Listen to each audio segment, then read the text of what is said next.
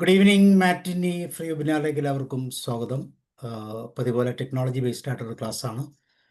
Digital twin health കെയറിൽ അതെങ്ങനെയാണ് സാധ്യമാകുന്നത്, അതിൻ്റെ പ്രോസ് ആൻഡ് കോൺസ് ഒക്കെ തീർച്ചയായിട്ടും നമുക്ക് മനസ്സിലാക്കി തരാൻ കണ്ണൻ സാറുണ്ട്.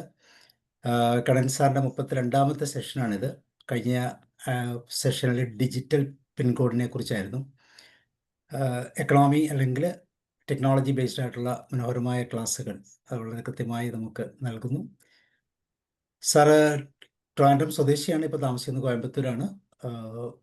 1973 CETയിൽ നിന്ന് ഇലക്ട്രോണിക്സ് ആൻഡ് കമ്മ്യൂണിക്കേഷൻ എഞ്ചിനീയറിംഗ് പാസ്സായി. അതിനുശേഷം നേവിയിൽ ഇൻഡക്ട് ചെയ്തു.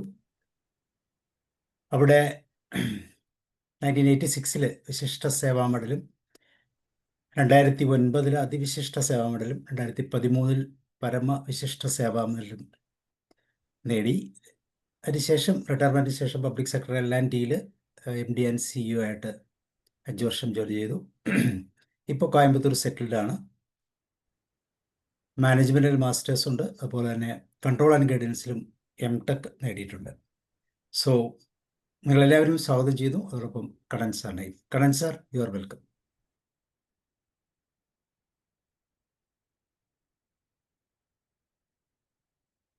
Thank you, Sabu. Thank you very much. Am I audible? Yes. Am I audible? Yes. Okay, right. So, good evening to everyone. At the outset, I would like to thank Sabu for yet another opportunity to discuss with you a technology subject. You're all aware that digital technology has permeated into all walks of life, in all applications, be it pertain to engineering, science, education, healthcare, travel, leisure, entertainment. So digital technology is going to stay there as a requirement for us, for our future life, as a faithful, unavoidable partner. So today I'm going to discuss a new technological subject which pertains to healthcare, and tell you how much of this technology has found some applications in India that I will touch up as I go along. I will upload a presentation at this point of time. I share my screen.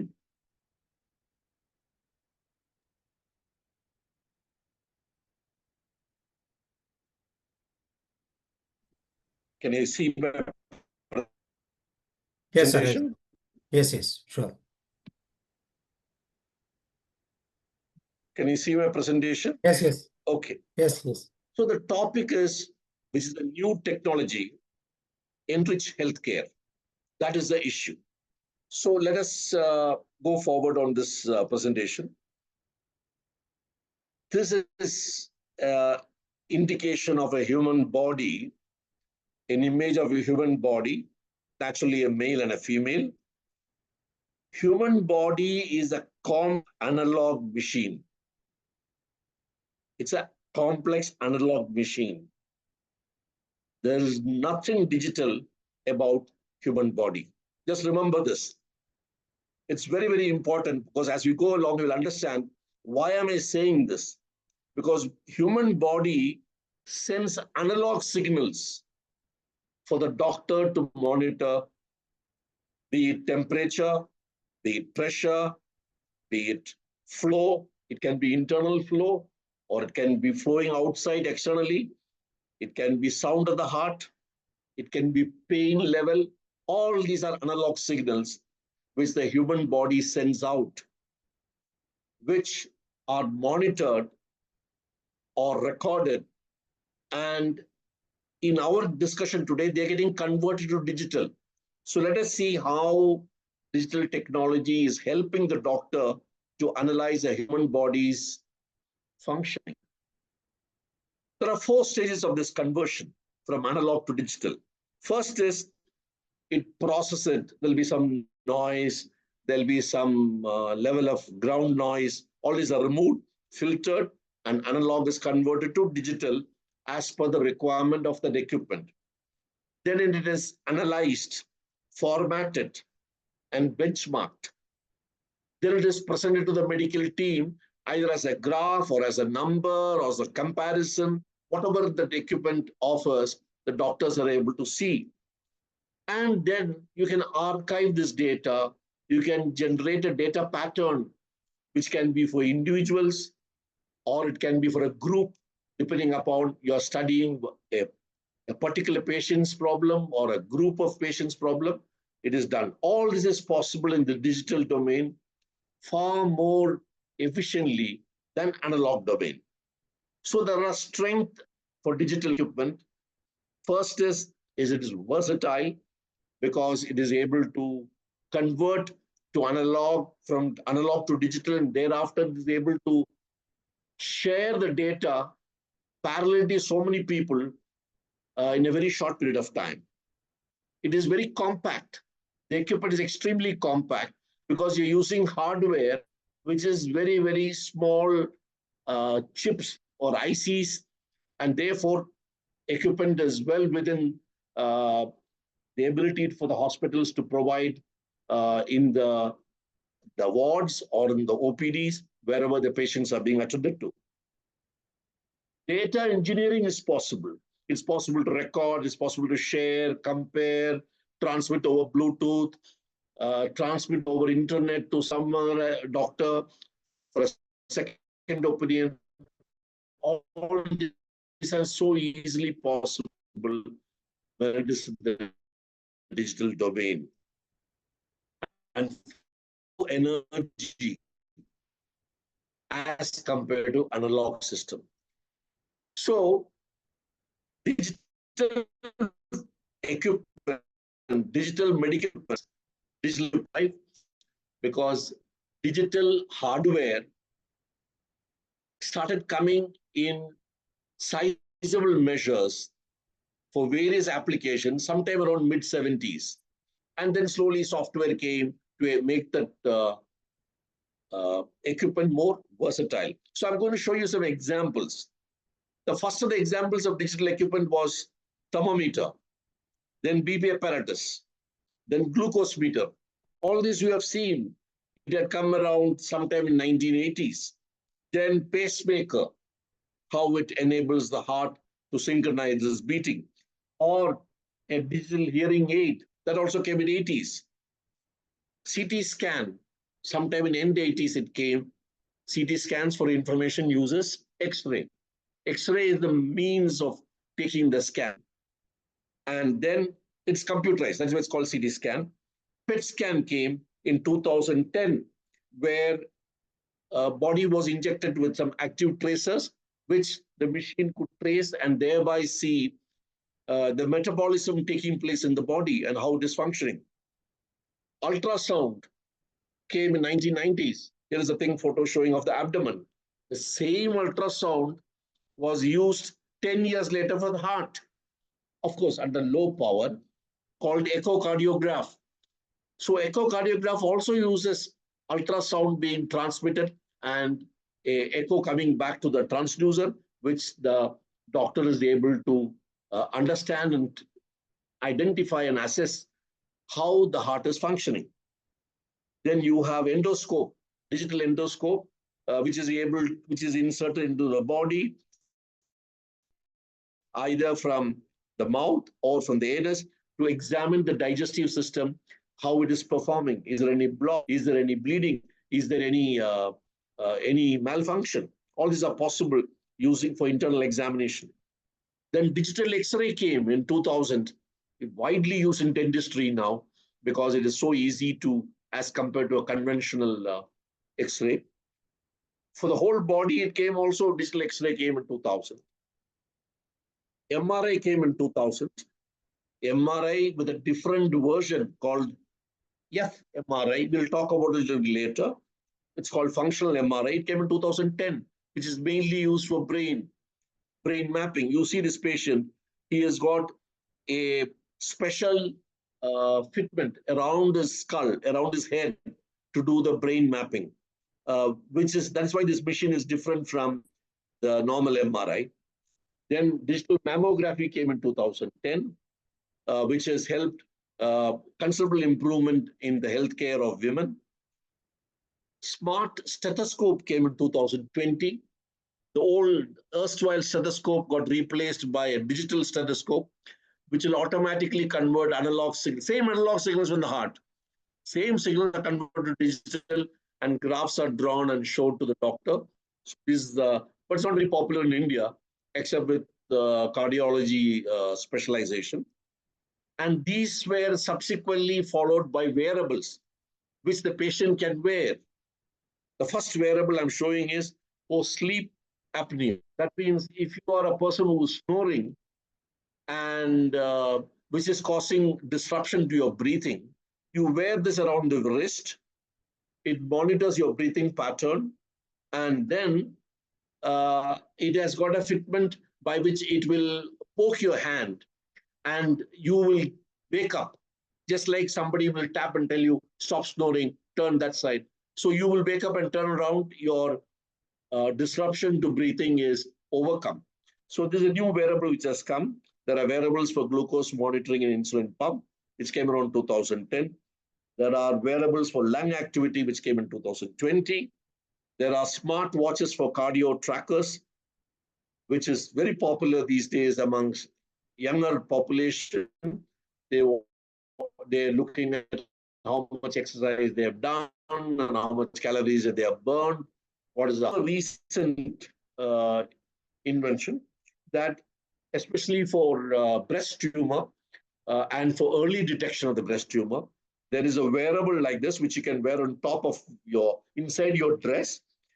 And the various observations, the images which are captured from this wearable is recorded in this, and the doctor examines it.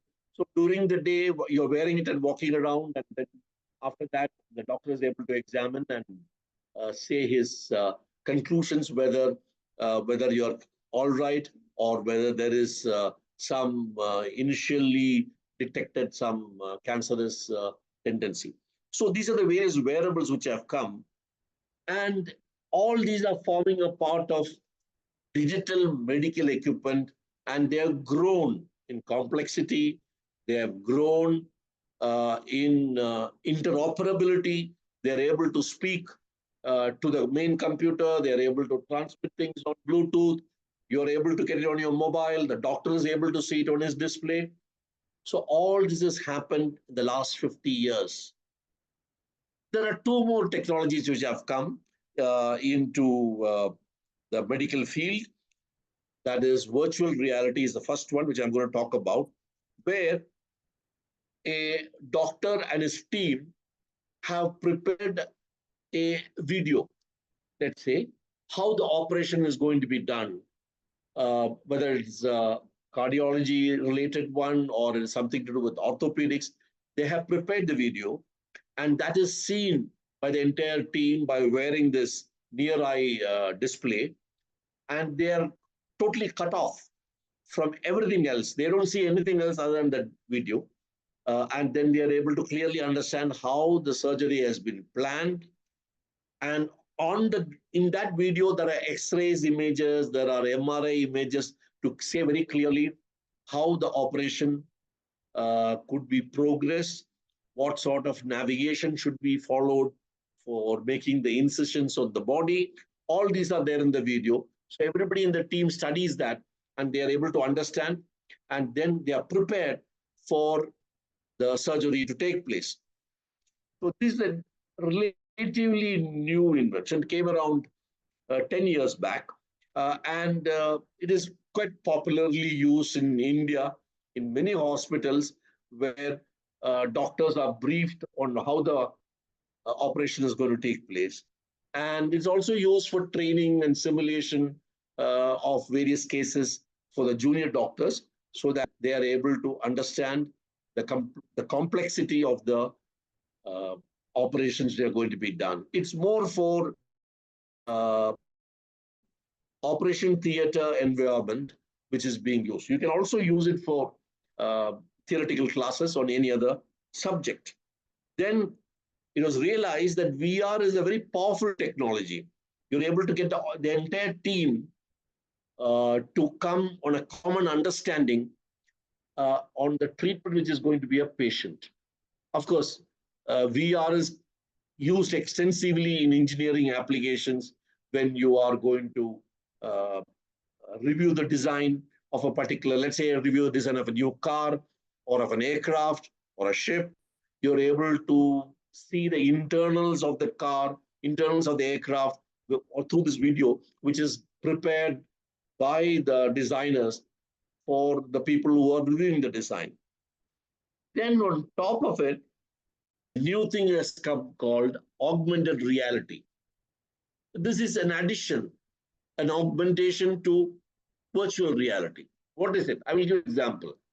You make up of your bedroom and say, this is where the cot is, this is where the dressing table is, etc. And you want to buy a cupboard which will fit into the bedroom snugly in one corner, which you think will be all right to take a cupboard.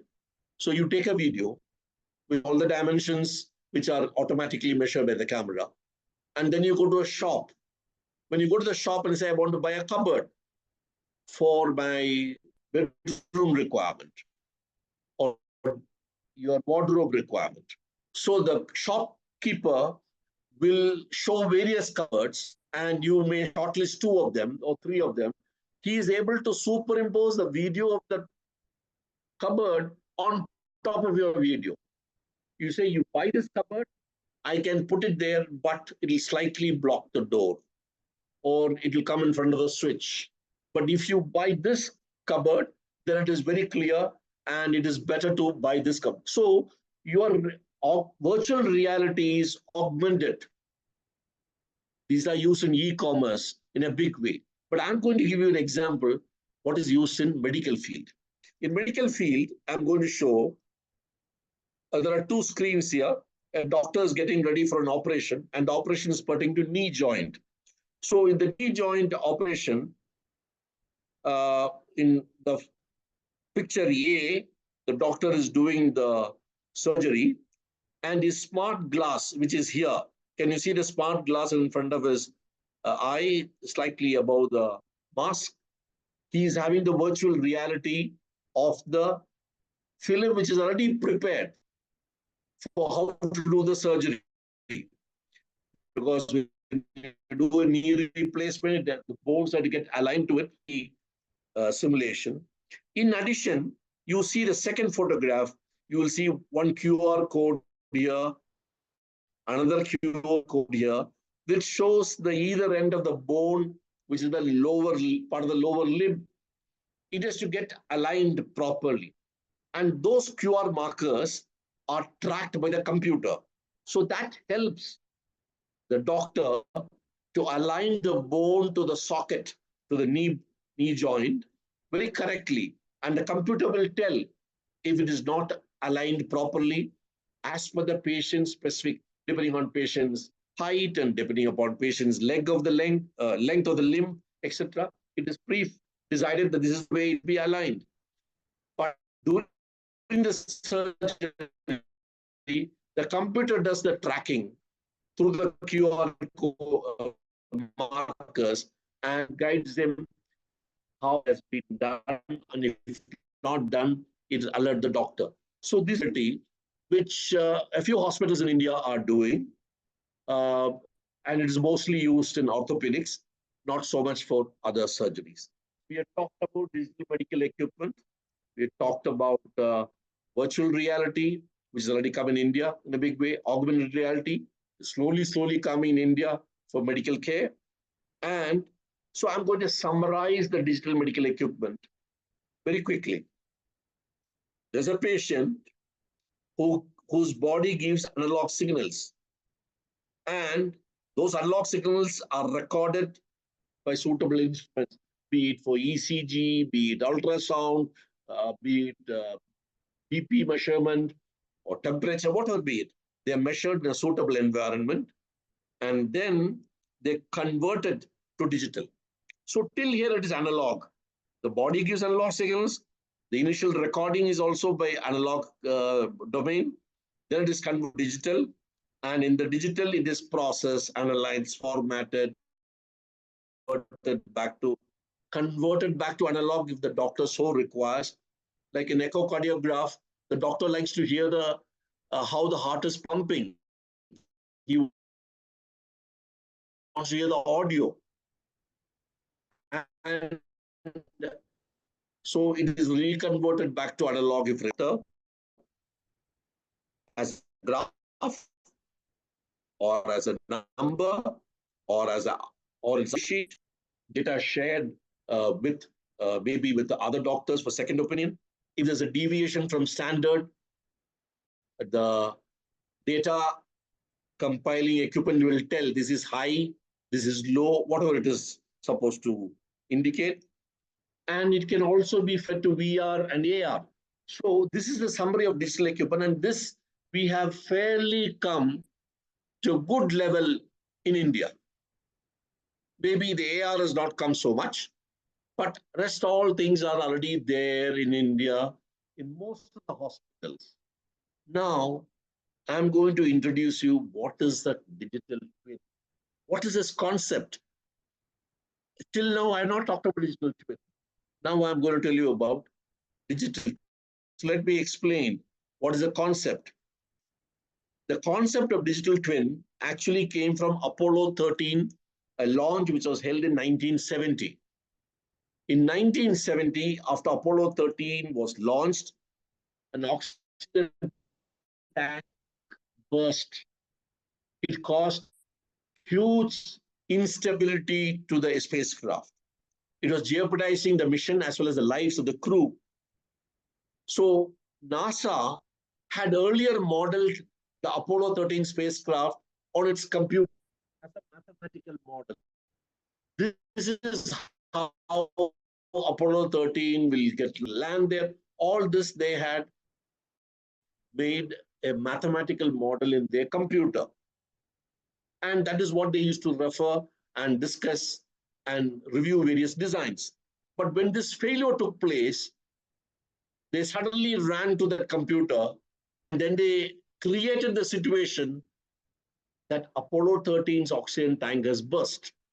When they created the situation, obviously, there have been some failures, some center of gravity change, the propulsion package got affected, the maneuverability got vitiated. So the computer gave a solution. You can get back the crew by doing following operations. The computer gives the answer. Do following things. You will be able to save the crew and bring back them to Earth. The mission control relayed those details to the crew who obeyed the plan. And they were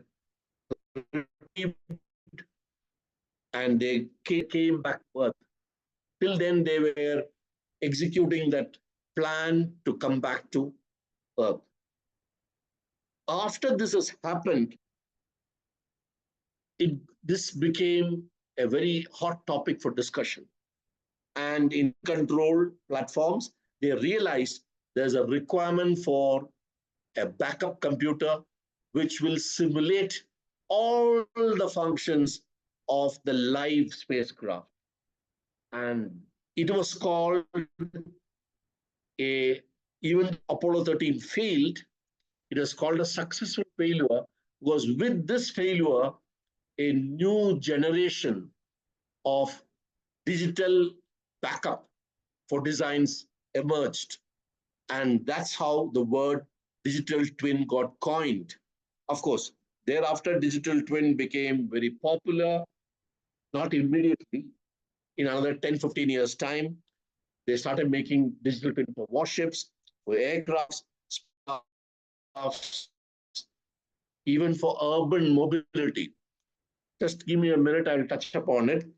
And they found this is a good method by which you can de-risk, reduce the risk of emission by having a backup digital model running the same way as the main physical body, be it spacecraft or aircraft or ship or submarine, whatever it is. I will touch upon urban mobility. before I go to the next slide. Let's say you are in Kottayam, Sabu's in Kottayam. By night, Sabu's mobile will tell where all he has gone during the day. His power position will be marked and say Sabu has done all during the day. He has traveled like this. So is for other people. So if all citizens of a city, let's take Kottayam as an example, if all the people's mobiles are tracked and put together and aggregated, it will tell the population moves like this during the day till about late night or till about 8 o'clock in the night. They move, so many people move on this road. This is the mobility of the population. This is where traffic jam happens because they're not able to move fast. They're moving very slow. So there should be a solution to this mobility. So today in the West, cities are being planned or city designs are being modified, taking care of mobility by studying the pattern of movement, which is so easily possible by just tracking your mobile position. Everybody has got a whole city's mobility plan and then work out which road you should make one way, which road you should make open to cars only from so time, or it should be open for people to walk from so and so time to so and so time for pedestrians. All these solutions they can work out, or only allow cycles. This is the new trend in urban planning. Now let me go to healthcare and digital twin, because today we are talking about how is digital twin going to help in healthcare. So again, this is the representation of a patient, and the patient's analog data is digitalized, which I talked about in detail earlier. And there is another twin of the patient in the computer, which performs, which functions, be it heartbeat, heart pressure, temperature, everything like that actual patient. So this digital twin is a representation of the patient in the computer. And the doctors find his temperature is high and you want to reduce it. They're thinking over how to give the treatment. They simulate that medicine being given to this digital twin. Look at the results, how it is, because this is mathematically modeled for various inputs, be it medicine, be it fluids, be it blood transfusion, whatever it be. That is how it is modeled. Evaluate results, and then it is iterated many times. And then when you have a satisfactory answer, the actual treatment is given to the patient.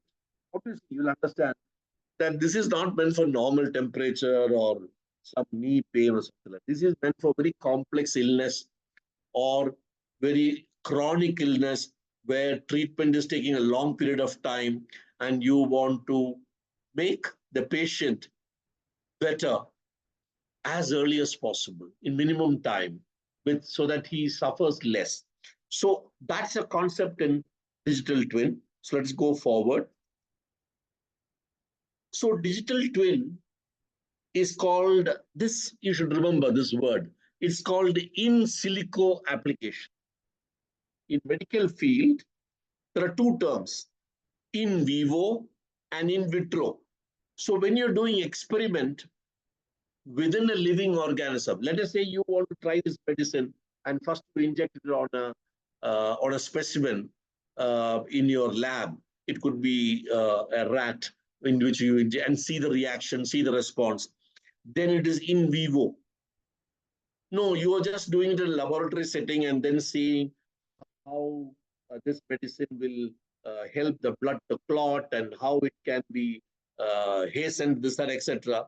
It's a laboratory setting that is in vitro. But now digital twin has come and all the experiments are done on a computer model of the patient. So that is called in silico. Actually, it stands for silicon. Silicon is nothing but the material used for making semiconductor devices, which is the heart of the computer. So it's called in silico. It's a new word, perhaps so many of you. Just remember, in silico means you're doing an experiment in a computer for treatment for a patient. All his functions are simulated in the computer. This is extensively used in developing new type of drugs. This in silico approach. Very fast, they're able to make new drugs which are required for a patient. It could be patient-specific drug as well. As we go along, we'll discuss that. Digital twin, if you look at the publications which have come from 2016 to 2023, you see the huge increase, immense amount of publications are published in US because they are digital twins not only for non-healthcare applications, they are also for healthcare applications. Non-healthcare is much more, be it engineering, be it, as I told you earlier, be it the construction of a dam, be it the construction of an aircraft, ship, etc., etc. Now, what are the applications which are come into digital twin so far in the world? So I'm just going to give you introduction to it. There are patient-specific treatment in cardiology, oncology, neurosurgery, dentistry, ENT. These are the areas where digital twins have been practiced in many Western countries, and they have been able to successfully treat a patient in a shorter period of time. He has been able to get completely all right and come out of the hospital. At the same time, there are organ-specific treatment. Some of the treatments are specific to heart-related situations or liver or lungs, where you don't simulate the whole patient, you only simulate your lungs. As we go along, I'll give you some examples on it. And most importantly, it is also used for forensic medicine for postmortem. I'll touch upon this at the end of the presentation, how it is being used for postmortem in some countries. So let us first go to heart. This is a digital twin of a heart, which is created in a computer. It has got all the data fed to it, and it will function in some particular manner. And a particular patient's problem is simulated in the computer, and the solution is found. Let us say the heart's valve is not functioning well, and you want to change the heart's valve, which is being done in India, changing of heart's valve. But what size type of valve would you be fitting it? Because these days valves are made by 3D printing. So you simulate in the computer what is the type of valve you want to fit for the patient through the surgery, and see the performance of the heart with a new valve. That is assessed in the computer, and then you modify the 3D printing of the valve, either by size or by its features, by way of orifice and this, etc. And then you finalize it, and then do the actual clear design and do the surgery. So this is being done in abroad in a fairly big way. In India, I know heart valves are replaced by surgery, but through digital printing. But having a computer to identify what type of 3D printing you should have, etc., and what should be the patient's features, etc., incorporated in it, that link is to be still created in India. It's a huge facility for training doctors who are specializing in cardiology. There is a whole project in USA called Living Heart in USA, which has been where digital twin models have been created by two private companies called Mrs. Philips and Mrs. Siemens, who are as such leading medical equipment manufacturers. So they have made these models which are being utilized for treatment of cardiology cases in US and some of the hospitals in Europe. It's not yet come to India. In India, and mostly in India, we are using only VR and standalone 3D printing, peeling from the model. Okay. Now I go to the next example. This is about oncology. Cancer patient. The treatment is personalized depending upon the extent of cancer and the type of medicine you want to give. Now, the dosage is controlled by the computer of the medicine given. It's not a standard drug which is given. The computer uh, examines the entire results, clinical results, and then does two things. One, specifies the drug to be given to the patient. It also enables new drugs to be developed. It reduces the time of drug development, which is normally taking about 8 to 9 years in the traditional manner. So drug discovery is a great advantage for 3D for digital twin. They also been able to optimize radiotherapy. So you find that they have been able to use computer to decide on the scale of drug or the quantity of drug which has to be given to the patient.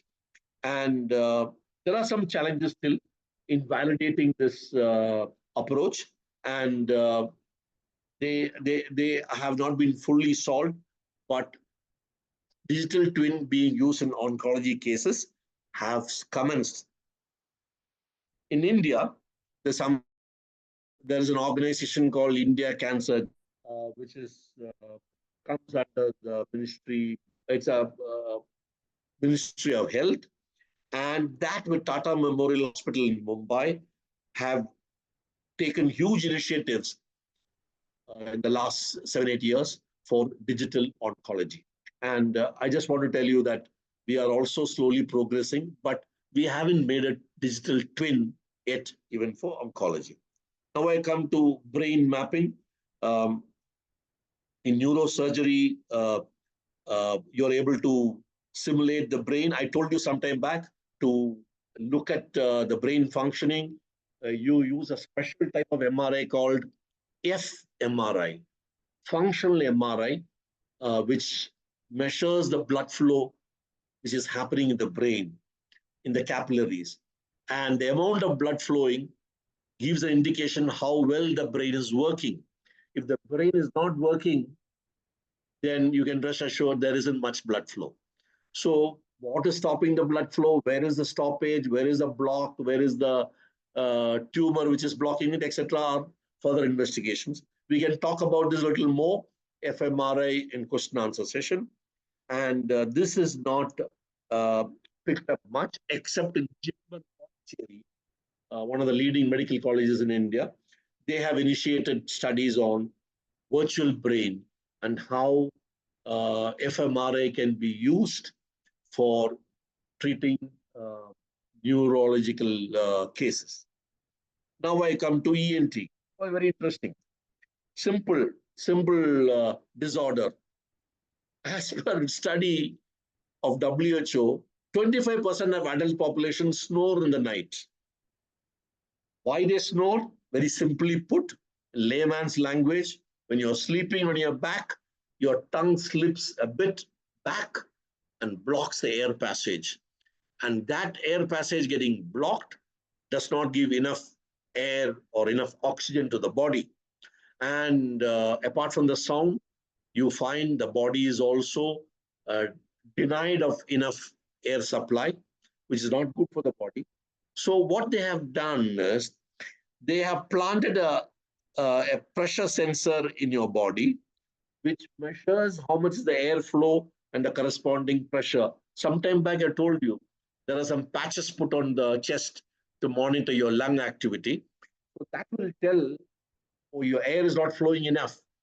And that electronically, digitally is transmitted to a controller, which is called stimulator, which will give a small kick through an electrode to a nerve and make the tongue go back.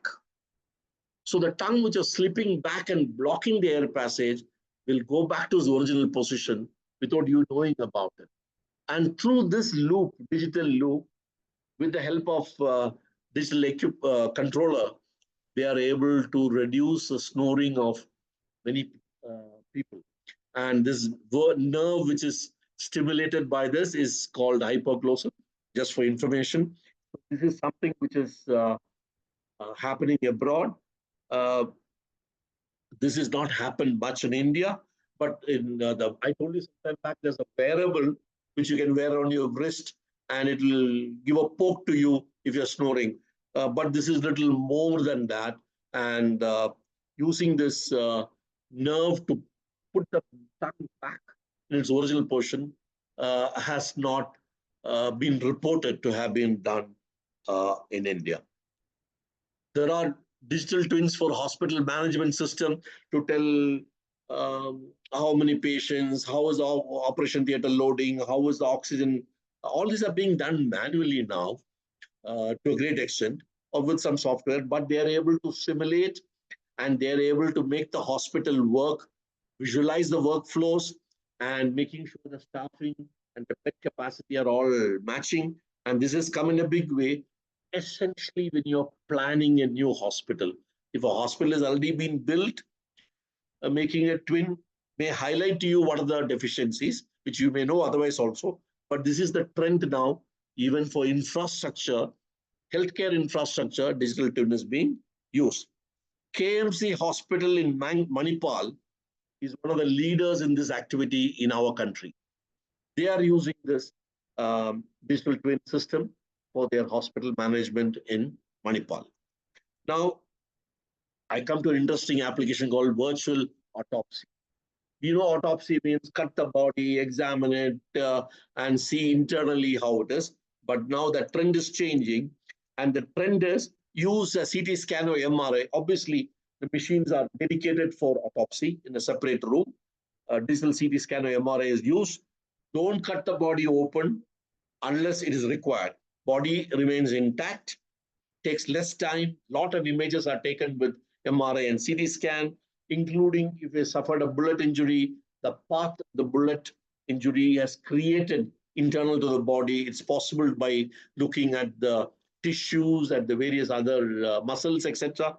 And even minor fractures are able to see, which are manually difficult to find. So countries like USA, Switzerland, Australia have already made it, they have already inducted.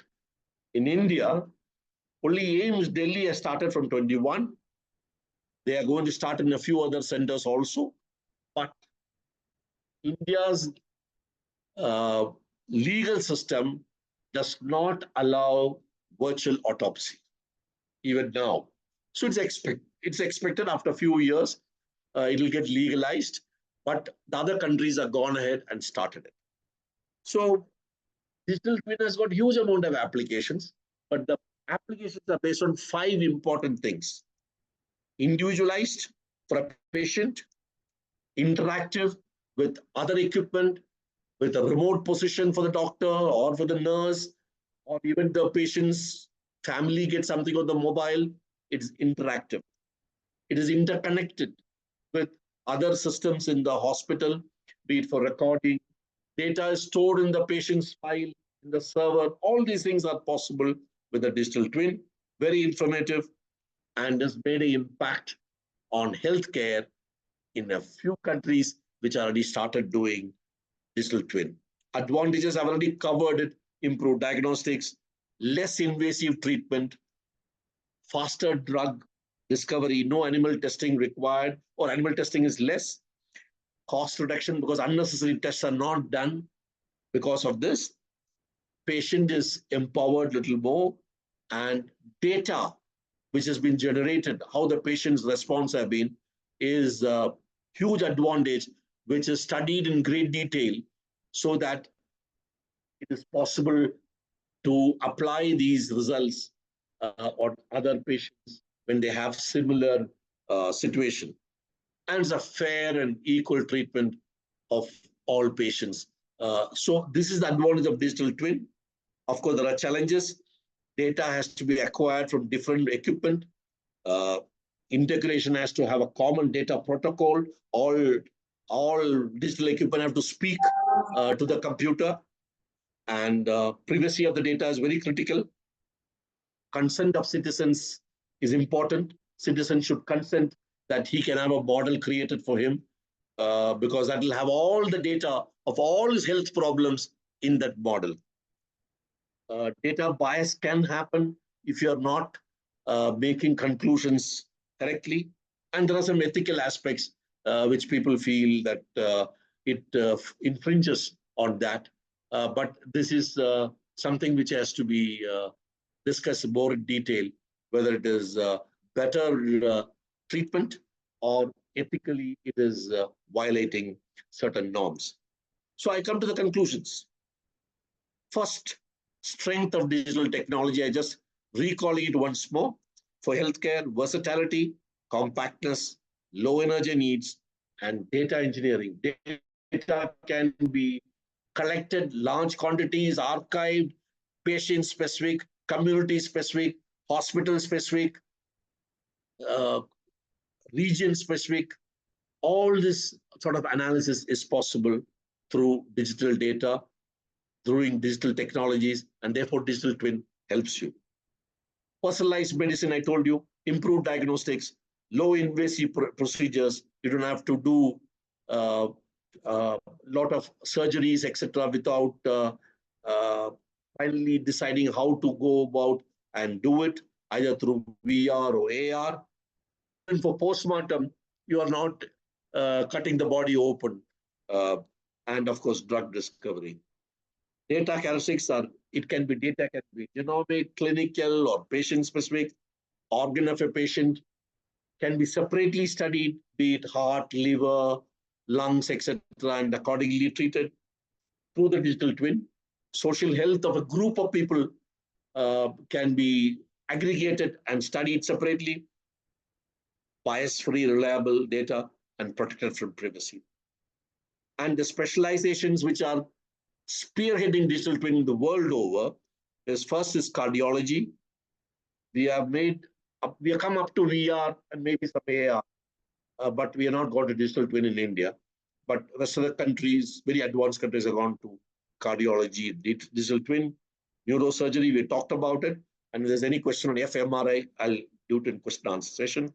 Oncology, ENT, I talked about how hypoglossal nerve can be stimulated if there's a snoring, and virtual autopsy. So these are the specialization. These are the applications which are actually taking digital twin forward in a big way. Now, since 2020, digital twins have been active in healthcare in many countries, mostly in advanced countries, and they have moved from an emerging technology to a mainstream technology. That means it is there to stay, it is being practiced, and it is being consolidated in the healthcare package in many hospitals abroad. But in India, we have made a slow start.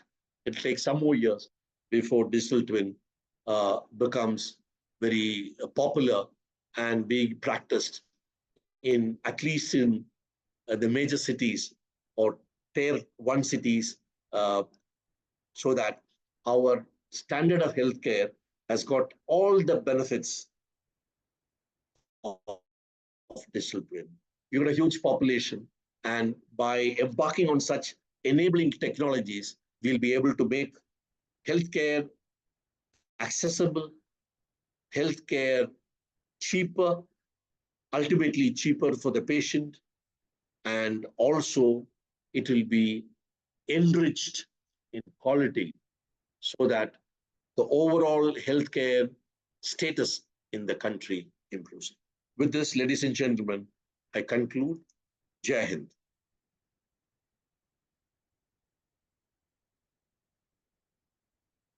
Oh, thank you, sir. Thank you very much. Augmented and virtual റിയാലിറ്റിയുമായി ബന്ധപ്പെട്ട് ടെക്നോളജിയിൽ നിന്ന് ഇങ്ങനെ health കെയറിലേക്കുള്ളൊരു transformation, അത് വളരെയധികം പ്രയോജനകരമായ ഒരു result പുതിയ തലങ്ങളിൽ നൽകുന്നു എന്നുള്ളതാണ് മനസ്സിലായത്. So thank you, sir. വളരെ ഡീറ്റെയിൽ ആയിട്ടുള്ള ഒരു ഡിജിറ്റൽ ട്വിൻ ഒരു ടോപ്പോളജിയെ കുറിച്ചാണ് പറഞ്ഞത്. So thank you very much. ആരാണ് ഡിസ്കസ് ചെയ്യുന്നത്? Roy sir തുടങ്ങാവോ?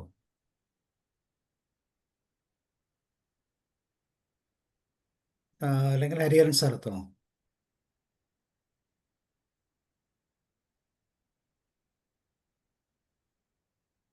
Hariharan sir admit ചെയ്തു.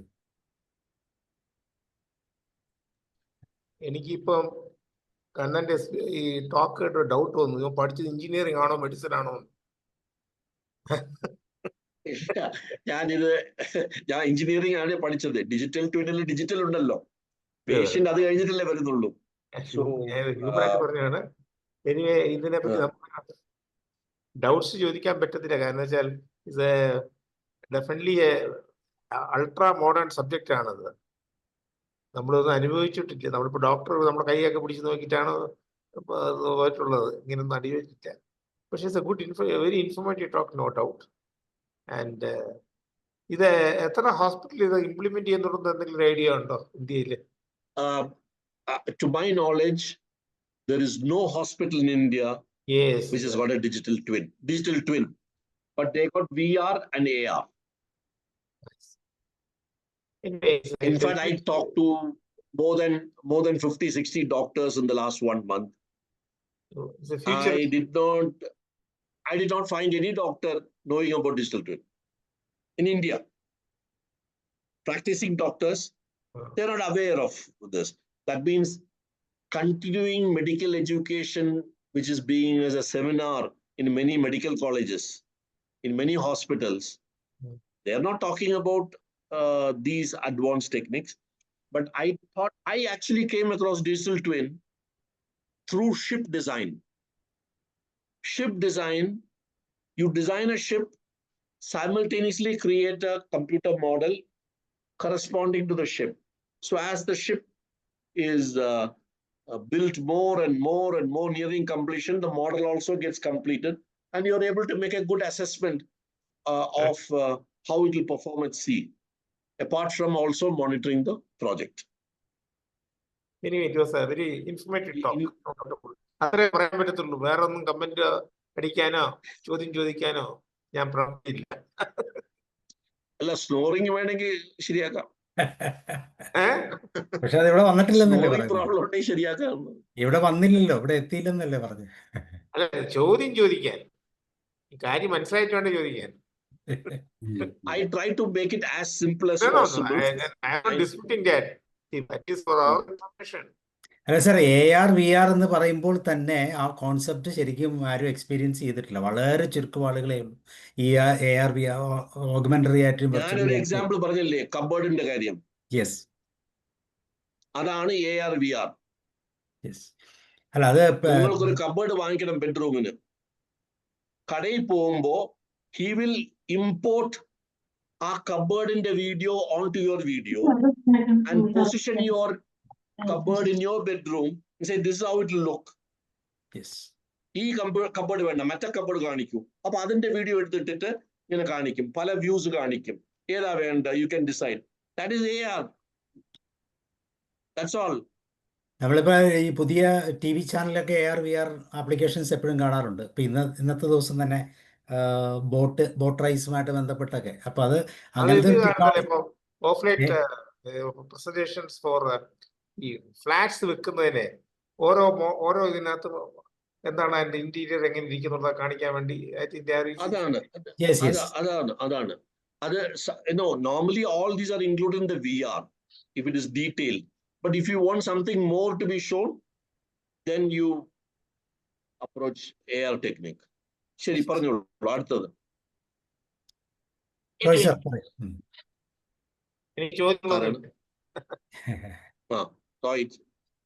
ഓക്കെ സാർ, ഇത് കേട്ടപ്പോ വലിയ അത്ഭുതം തോന്നുന്ന കാര്യങ്ങളായിട്ട് തോന്നി. പിന്നെ ഡോക്ടർമാരുടെയൊക്കെ പണി വലിയ പ്രശ്നത്തിലാവുമെന്ന് എനിക്ക് തോന്നുന്നു ഭാവിയിൽ. ഇപ്പോൾ തന്നെ ഡയഗ്നോസ് ചെയ്യുന്നതും മറ്റതും ഒക്കെ ഈ ടെസ്റ്റിന് വേണ്ടി വിടുക. അപ്പോൾ പണ്ടൊക്കെ അങ്ങനെയല്ലായിരുന്നു, രോഗത്തിൻ്റെ ലക്ഷണങ്ങളൊക്കെ നോക്കി ആയിരുന്നു വരുന്നതെന്നുണ്ട്. ഇപ്പോൾ പ്രത്യേകിച്ച് എല്ലാം ഈ ടെസ്റ്റുകളിലേക്ക് പോവുക. അപ്പോൾ ഭാവിയിൽ ഇതൊക്കെ വലിയ ലക്ഷറി ഐറ്റംസ് ആയിട്ട് മാറുമോ എന്നൊരു സംശയം വരെ എനിക്ക് തോന്നുന്നുണ്ട് ഇപ്പോൾ. സാറിന്റെ ക്ലാസ് കേട്ടപ്പോൾ. I will explain this. I will explain this. Today, almost every hospital in India, in cities, they do robotic surgery. Doctors themselves do robotic surgery. Through a computer, through a robotic arm, the surgery is done. Yes. Doctor is sitting in Delhi, operates on a patient in Trivandrum through digital link. So the technology is being used. Robotic surgery is one part of digital application. Now in digital twin, you are creating a model of the patient in the hospital computer with all his personal data. When I say personal data, means all the health related data into that. And there they're able to study and see what is the treatment you should give him. And of course, this digital twin is required only for cases which are having very complex situations, be it something related to brain or heart. It's not for simple ailments or simple illness.